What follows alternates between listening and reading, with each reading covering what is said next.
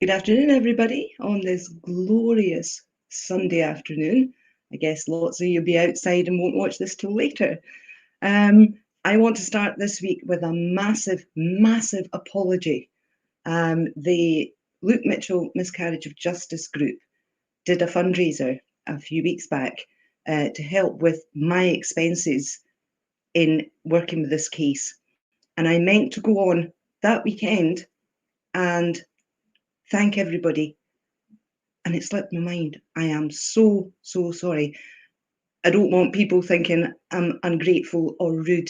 It's simply with so much going on, it slipped my mind. So I want to say now, thank you, thank you, thank you. It was so kind of everybody who donated, and it just makes it so much easier for me to get the stuff that I need when I need it, so that I can just keep working and keep doing the things that I need to do. So thank you, and please accept my apologies. It wasn't intentional.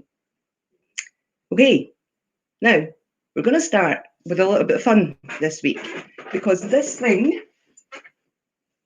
has caused some discussion with people saying, what is that behind Sandra? So let me show you. It's a tortoise, or a turtle. And this is from my Feng Shui days, where a tortoise behind you in an office environment is protection. It's literally got you back. So I hope that puts the mystery to rest. It's not a tank, as a lot of people thought. It's a tortoise. Okay, now on to this week's update. And I'm going to start with, I believe there's been something on YouTube. I haven't actually seen it myself. I've seen a screen grab, but I haven't actually seen the thing myself. Claiming that there are other routes Luke could have taken to get back to his house without being seen that night. There aren't, but what I'm going to do is get somebody to come with me, and I will film the various routes clearly so that everybody can see where we are and what we're doing and everything else, just to show that he couldn't have got back to his house without being seen. Okay, there's lots of people saying I've misled people. Well, give me a chance to make the film, and I will show everybody so that they can see for themselves. Yes, we all need a tortoise.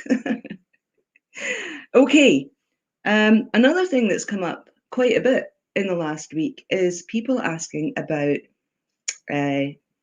statement analysis and saying statement analysis might be able to help in this case.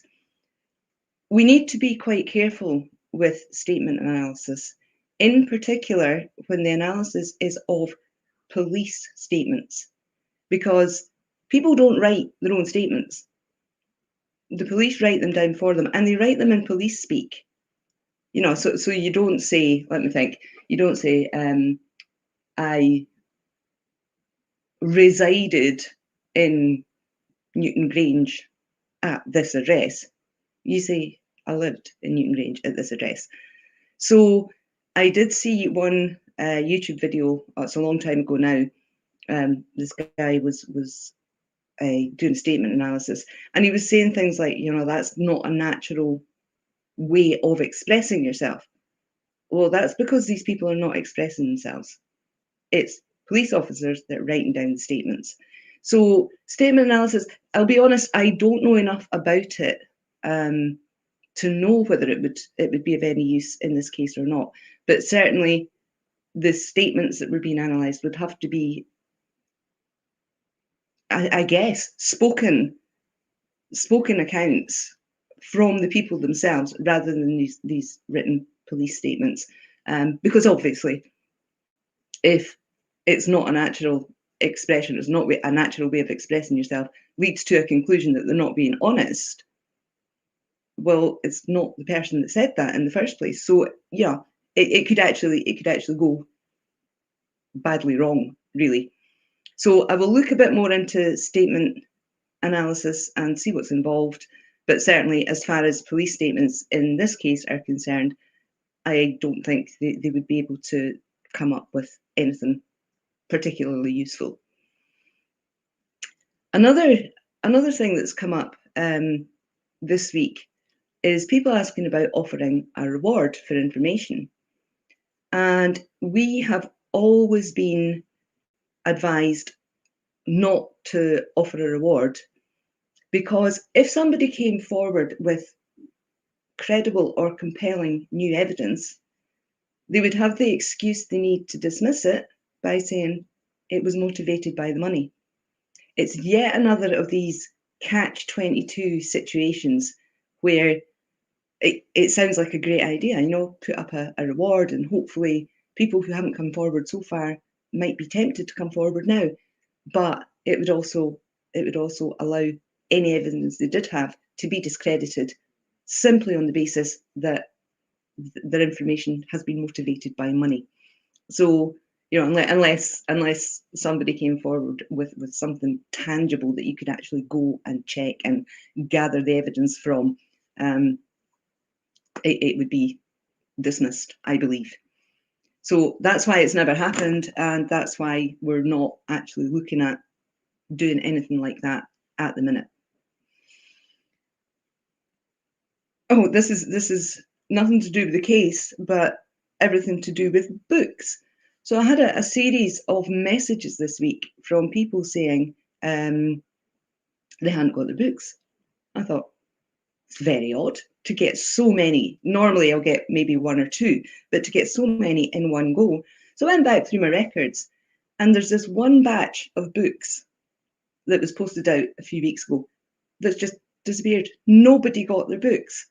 And since the 25th of February, that's never happened before. It's just this one batch. So I do apologise to the people who didn't get their books. I think I've contacted everybody now, and the new books will be going out tomorrow when the new batch arrives. But yeah, that was a strange one. Never had it happen before. I'll get to your questions. Oops. Just trying to bounce between. I don't have anybody do my questions again this week, so I'll be bouncing between my written questions and the questions at the side here. Polygraphs. That's been a big discussion in the last week. Raymond Gilbert passed the new version of the polygraph, which is called the iDetect, and he's put up a petition asking people to sign it to get these allowed as evidence in our court system. Now, at the minute, they are used, pardon me, to check on sex offenders who've served the time and are back in the community, to make sure that they're observing their license conditions. And if they're not, they're back in prison. And my argument was, if they're reliable enough for that, then they must be reliable enough, surely, for people who are professing their innocence for a long time. Now, I'm not suggesting for a minute that we overturn convictions on the basis of a past polygraph, not at all. But I'm saying it could be one more tool in the armoury of those fighting to have their convictions overturned. And one of the criticisms of polygraphs is that the science is not good enough, or they're not to a high enough scientific standard. And yeah, that might be the case. I don't know. I'd like to see some of the experts come forward and give us the scientific standard. I may actually ask Terry Mullins to explain the new iDetect in detail, so that we can have a look at that and see if it is as reliable as we would need it to be.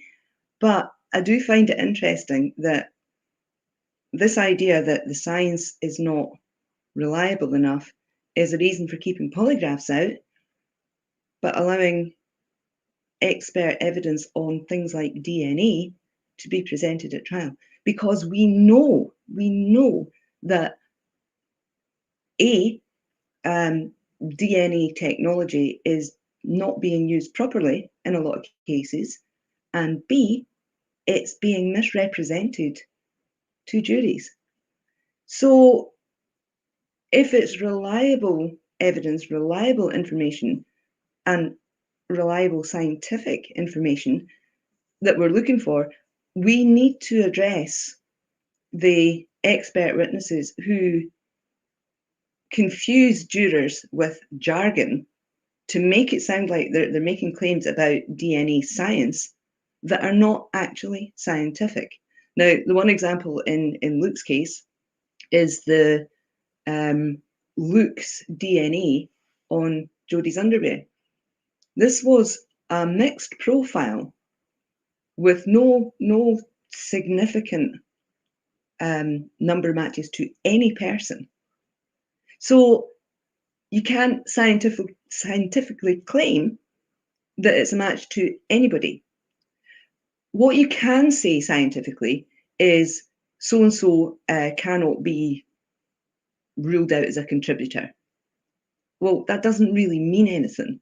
There was one profile that had markers that were common to 50% of males.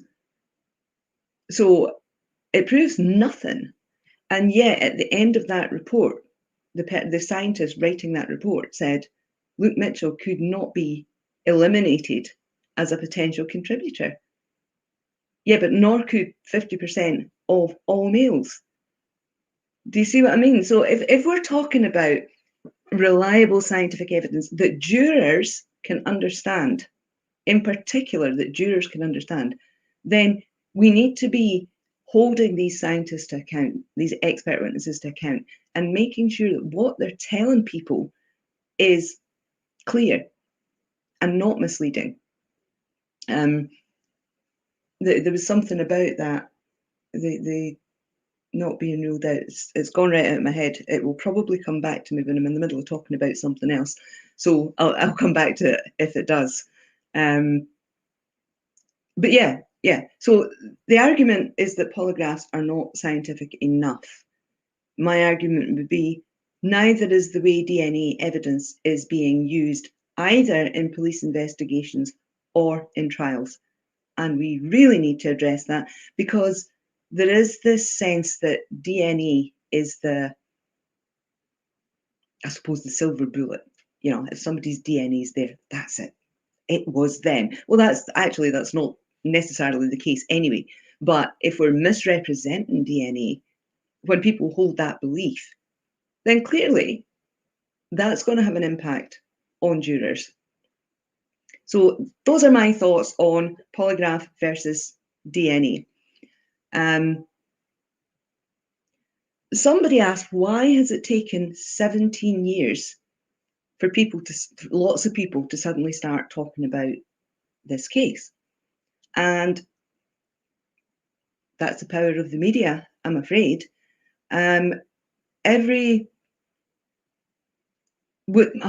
a few notable exceptions, media coverage of this case up until 2019, mainstream media coverage, has been relentlessly negative. So anything that we've tried to push forward, they've put a negative spin on it. And it doesn't matter, or it hasn't mattered what we've done, they've put a negative spin on it. And this just means anything that might have got people talking about the case in the positive was dead before it started. We just could not get it going because mainstream media just killed it, essentially. So now that we have social media and lots of different platforms all putting out information about the case, there are now, as you've seen, hundreds of people, thousands of people talking about the case, sharing the facts of the case. And I think it's the facts of the case that are keeping people talking now. And I think a lot of people are shocked that mainstream media has managed to keep those facts squashed down for the best part of 2 decades. So that's, that's a real worry in terms of our mainstream media. But we have social media and we can fight back. It'd be great if some of the mainstream media guys, instead of snooping around the groups and looking for negative stuff to report on, would come to us directly. And yeah, we'll speak to any of the mainstream outlets if they're willing to just listen and to be fair about how they report what they find. Because like I said, snooping around the groups is pathetic. They're supposed to be reporters, journalists, are supposed to be looking for the truth, not continually repeating the same lies. So yeah, shout out to mainstream media. Anybody that wants to come and talk, come and talk. And you could get yourself a really big story, because we've said since the start they wanted sensationalism and all of that. Yeah, the facts of this case are far more sensational than any of the rubbish that was made up back then. So yeah, that's why it's taken until now to get people talking about it in numbers and understanding the truth about the case in numbers. Okay, Ray Gilbert, yeah, highlighting the eye detector. I think that's important because it does show that this technology is also moving forward. And people talk about lie detectors that weren't reliable 40 years ago. Well, like everything else, the technology has moved on and these things are improving all the time. So yeah, I think it might be an idea to get Terry to come on and explain the new system, and we can see what people think about that.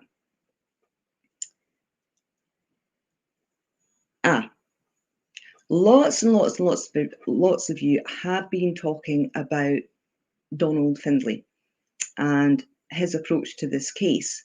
And I know some people have tried to contact him and have had replies saying things like he doesn't talk or he can't talk about cases that he's been involved in, he's not allowed.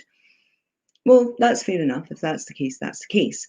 But I found an article, the Scotsman, I think, might have been the Herald, Scotsman, in 2010 with Donald Finlay himself. And I wanted to read this bit out to you. I'll put a link in the comments. But I wanted to read this bit out to you because I think this is quite telling. Okay, this was 2010, so just 2 years after Luke's appeal failed. Okay, and the article says, Finlay has been expressing for several years his concerns that the internet has driven a coach and horses through old assumptions about ensuring a jury considers only admissible evidence presented in court under oath and exposed to cross-examination. He says, and this is the quote, "It worries me greatly that jurors can have access to all sorts of information by surfing the internet when they go home, partly because the information they find is prejudicial and because it's often completely wrong. The danger is that there will be a catastrophic miscarriage of justice. The accused will have been described on the internet as a beast of some sort. It will then turn out some years later that the verdict was improperly influenced by such information that was not part of the trial. This is not to imply that jurors are dishonest or acting with malice, but we should understand that the temptation to Google or Yahoo is almost irresistible. Once a juror has that information, it's very difficult to ignore it. Even if he doesn't tell the other jurors about it, it's likely to influence his part in deliberations." Well, that's to me, that's to me basically an admission that I've always said that I believe Donald Finlay approached the case from the old school perspective, that is for the Crown to prove guilt and not for the defence to prove innocence, which is as it should be. But that this 2010 article demonstrates an awareness of just how prevalent that internet influence was. Now, add to that mainstream media influence, which, as we know in this case, was massive, absolutely enormous. What was the term he used? Partly because the information they find is prejudicial and because it's often completely wrong. We know now how much of the mainstream coverage of this case was prejudicial and wrong. And Donald Finlay's concern was the danger is that there will be a catastrophic miscarriage of justice. Yeah, it had already happened by 2010. It had already happened. The accused will have been described on the internet as a beast of some sort. Yeah. How was Luke Mitchell described in the media in the run-up to that trial in 2004? The end of 2004. Everything under the sun pointing the finger at him. How could the jury put that out of their minds, which is what the judge thought would be a suitable direction to overcome all that negative media coverage? So yeah, people talking about how Donald Finlay approached it and what his thoughts are on it and things like that, that would appear to me to be saying, yeah, the whole media thing will lead to wrongful convictions, catastrophic miscarriages of justice. So what do we do about it? It's a difficult one. Jim Nelson, good grief, the judge let the jury go home. Lobby on Google, and next day found Luke guilty in under an hour. Yeah, because on the Thursday afternoon at 3:30, 4 o'clock when they were called back into court, so they'd adjourned at lunchtime, and they were called back into the court, and they said they were nowhere near a verdict. Nowhere near. They came in the next day morning, and within the hour, they had a verdict. What happened? How did they go from nowhere near to we're certain it was him? We know that it wasn't a unanimous verdict. We know that it was a, my words are failing me today, majority. What we don't know is how many, and I don't think we've got any way of ever finding that out. But in Scotland, it's 15 jurors and a simple majority, so it could have been 8-7. We don't know. We don't know. But yeah, the jury were sent home. The judge thought there was no danger that any outside influences would come into their decision whatsoever. And from nowhere near a verdict by the following morning, 1 hour, and they came back with a guilty verdict. A question that came up this week, it's quite an interesting one, is how was there cannabis in Judys' system the day she died and not in Luke's? So we know they shared a joint at lunchtime, and we know Luke had a joint at between 6:30 and 7 o'clock. But by the time he was taken to the police station and questioned, and the police doctor was brought in and everything, Luke's blood showed no traces of cannabis. But the specialist report on Jodie said that she'd ingested the equivalent of a joint within the 2 hours before her death. So if she died at 5:15, between 3:15 and 5:15. We have had discussions about where and how and when that cannabis could have been ingested, because she was in school till 3:30. But the point I wanted to make here is the only way that result could have come back about Jodie is if she smoked shortly before her death. Okay. Now, these were 14-year-olds with very small amounts of cannabis that they were they were all sharing a single joint and things like that. So they wouldn't be ingesting that much cannabis, really, realistically. And it occurred to me that maybe somebody gave Jody a joint that had far, far more cannabis in it than she'd ever had before. And the reason that occurred to me, I knew somebody once who's an occasional smoker, not a regular smoker at all, and he went to a party where they were sharing a bong with a massive amount of very potent cannabis, and turned him to mush like that because his system just wasn't used to it. So there's a possibility. We don't know where Jody got the cannabis she smoked before, in that 2-hour period before she died. We don't know. She had no smoking paraphernalia on her when she was found. And there was no suggestion that, or certainly we don't know of any arrangements to try and pick up cannabis somewhere, or we don't know. So that remains a mystery, but it's an interesting one in that it was overlooked. They never tried to suggest that Jody smoked a joint with Luke before she was killed. And I believe the reason for that is their timings wouldn't allow it. Because if you take the Andrina Bryson sighting, and then the time it would have taken to get from there down to the V-point, over the V-point, the fight and everything to develop that we know happened, there wouldn't be enough time. And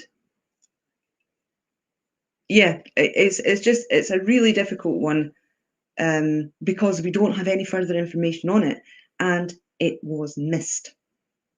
It was never followed up, like so much else in this case.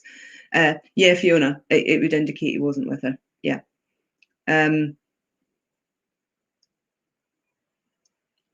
Kenneth, interviewing a 14-year-old boy without a responsible adult, never mind a solicitor, is a miscarriage of justice in itself. Yes, it is now, but back in 2003, it was absolutely legal. And I think people who don't know the Scottish system sometimes think I'm making that up. I'm not. They were called Section 14 interviews, and they were absolutely legal. And it meant the police could take anybody, even minors, and hold them for 6 hours and interrogate them. So yeah, everybody would think that was a miscarriage of justice now. That was absolutely outrageous now. But it was allowed. It was allowed. And the truth is that interview was used to, not all of it, they cherry picked the bits of it that they wanted to use to portray Luke in a really, really, really bad light. Had those interviews not happened, they wouldn't have been able to do that. So when it was later decided, after the Cadder ruling, it was decided that those interviews were unlawful. I would have expected that a case like Luke's would have been an automatic referral back on the basis of those interrogations. And again, the trickery to stop that happening is horrifying. It's absolutely horrifying that the system will fall over itself to avoid having to look at these things and go, yeah, that all went horribly wrong. And this conviction is really unsafe. They will fall over themselves to avoid doing that. And that's our justice system.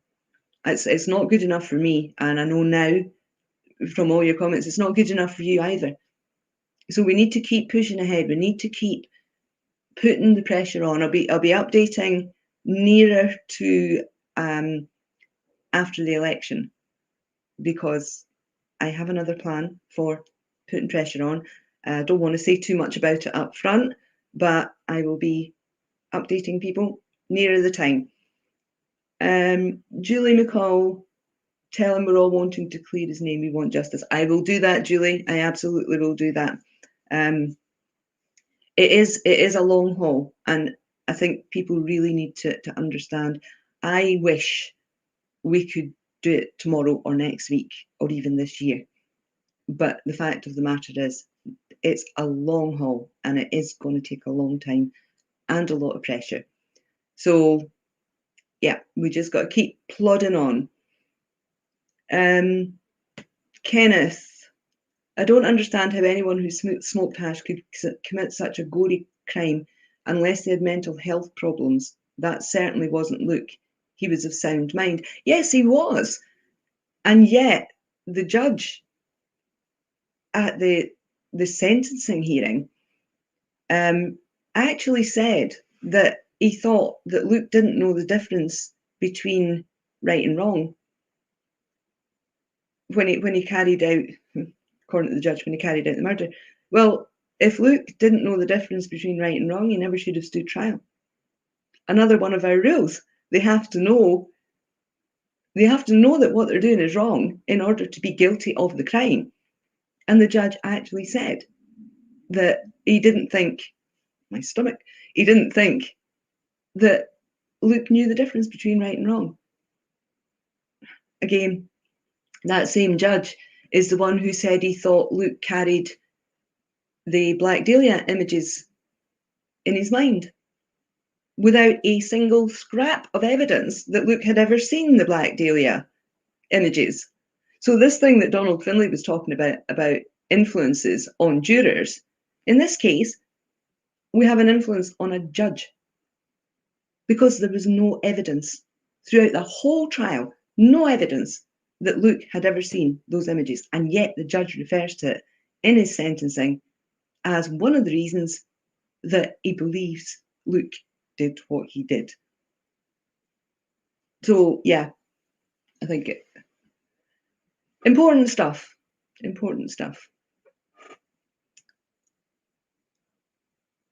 Fires. Now, the whole fires conversation has become mired in confusion.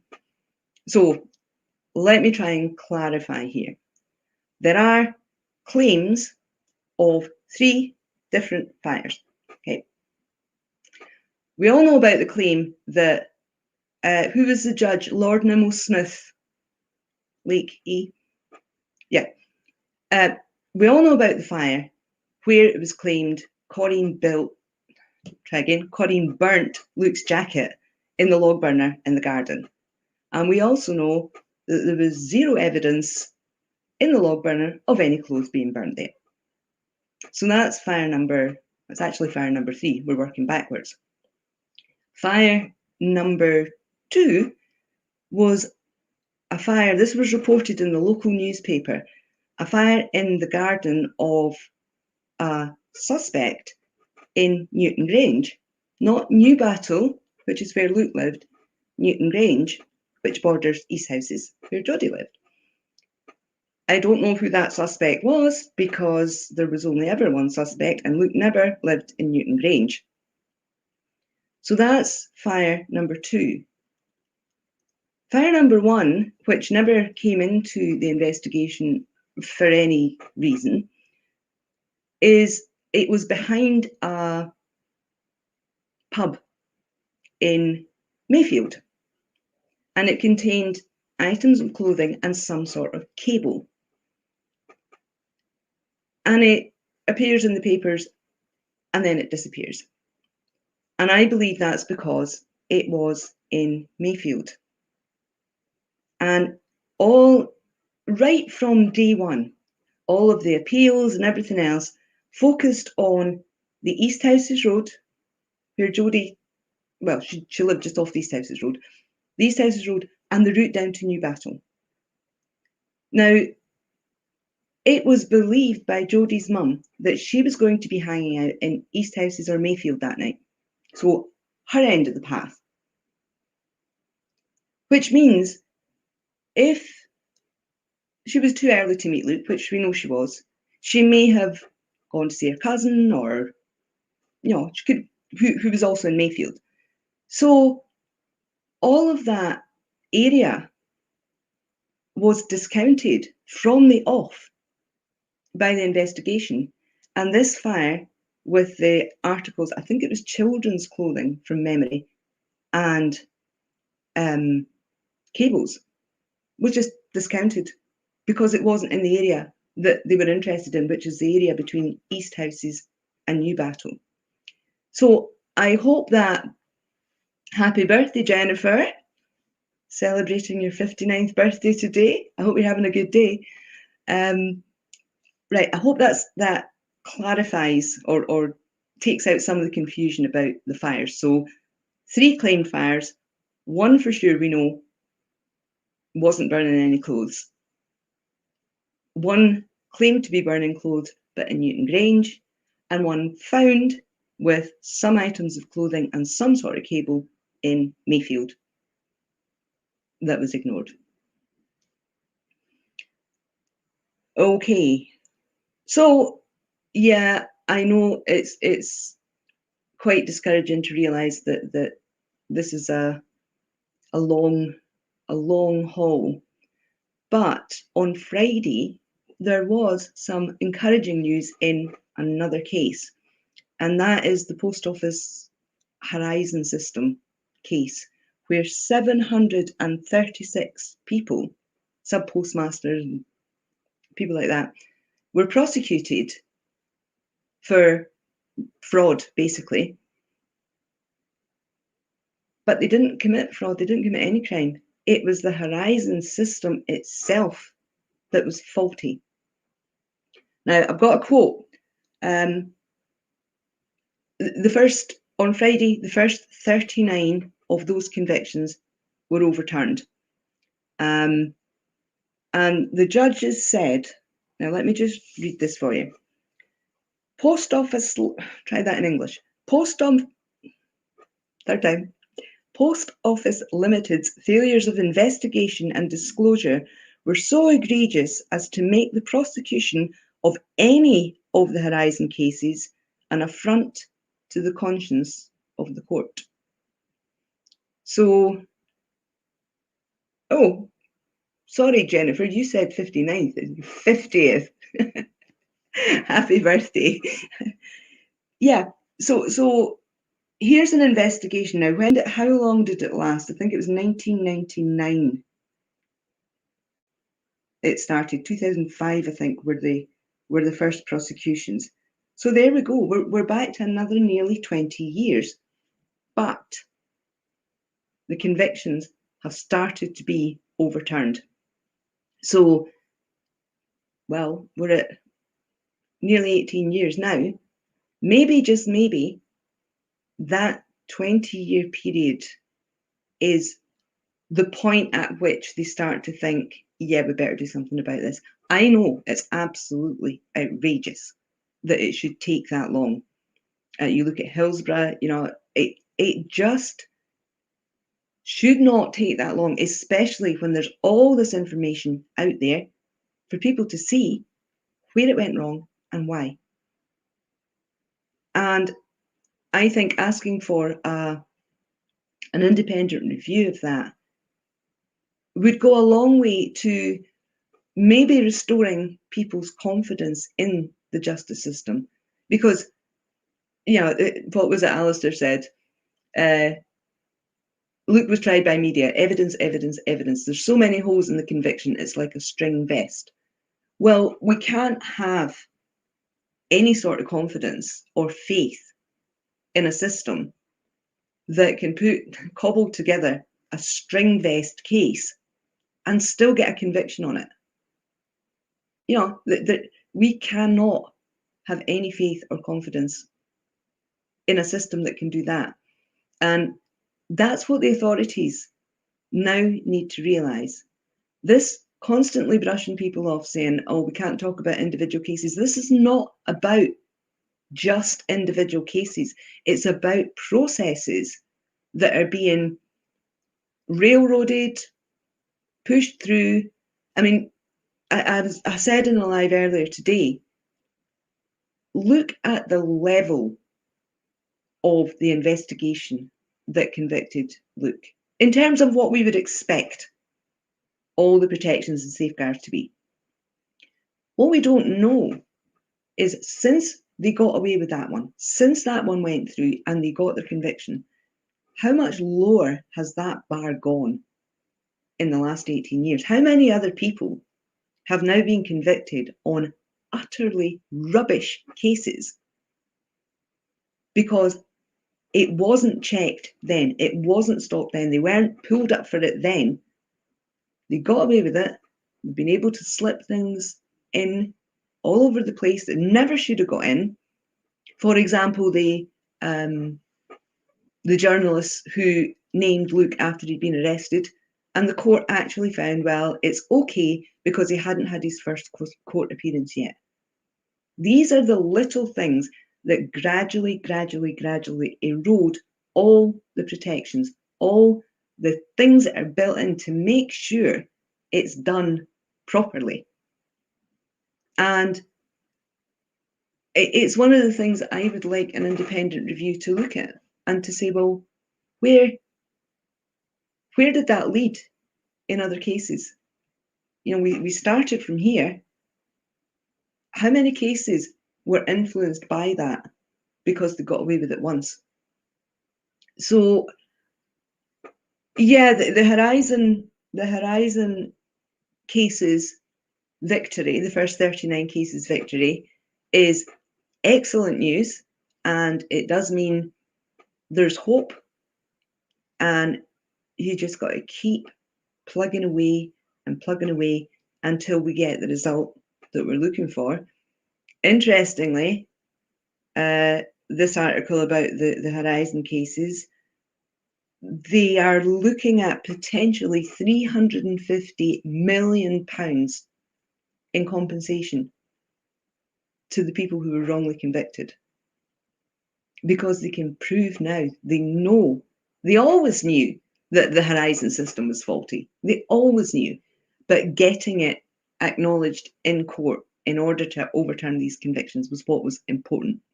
So, yeah, it's encouraging news that it can be done, and we just have to keep pushing in whatever direction we need to push to get that looked at and try to get the conviction overturned. I have excuse me. Is the First Minister able to order a review of how the case was handled, and has this been looked into? Would putting pressure on the Scottish Government possibly lead to a review? Graham Bell, thank you. Yes, but it has to be done properly. And by that, I mean, we have to make sure they can't bat it aside by saying we don't talk about individual cases.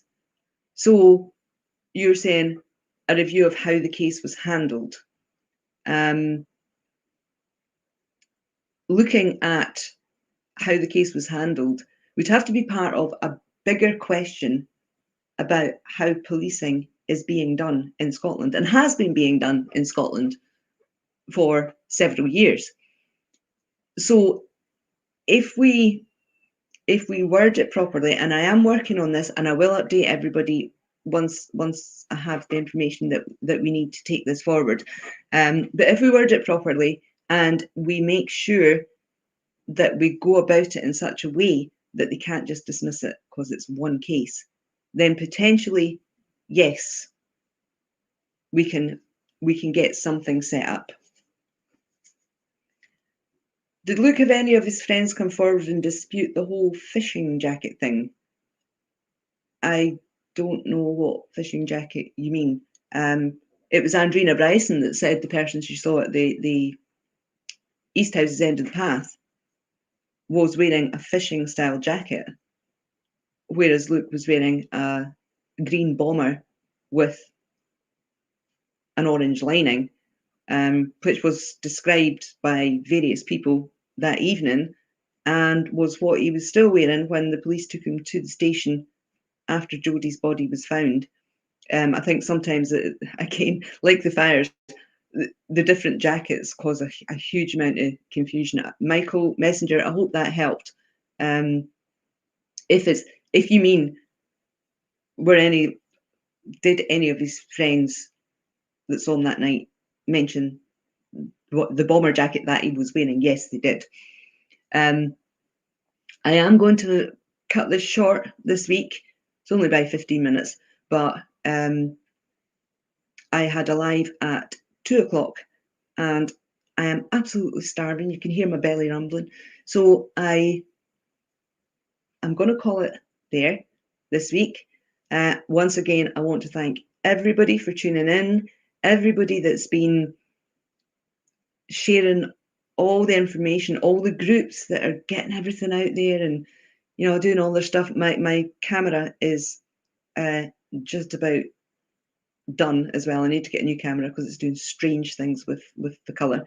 And once again, apologies to the people who donated to the fund to help with my expenses, and thank you so much. Very, very, very much appreciated. But I'm going to call it a day at that, and I think I've covered everything. I don't think there's anything else that I need to. Got all my notes here. Yeah, I think I've got everything. So enjoy the rest of this beautiful Sunday. Everybody should be out barbecuing because it's absolutely gorgeous. And I will see you all again next time. Oh, Andrina Bryson's statements were highly influenced by outside sources. I imagine that was the case. Yeah. So for this week's update, make of that as you will. And I will see you all again next week. Same time, same place. Have a great rest of your Sunday. Bye-bye.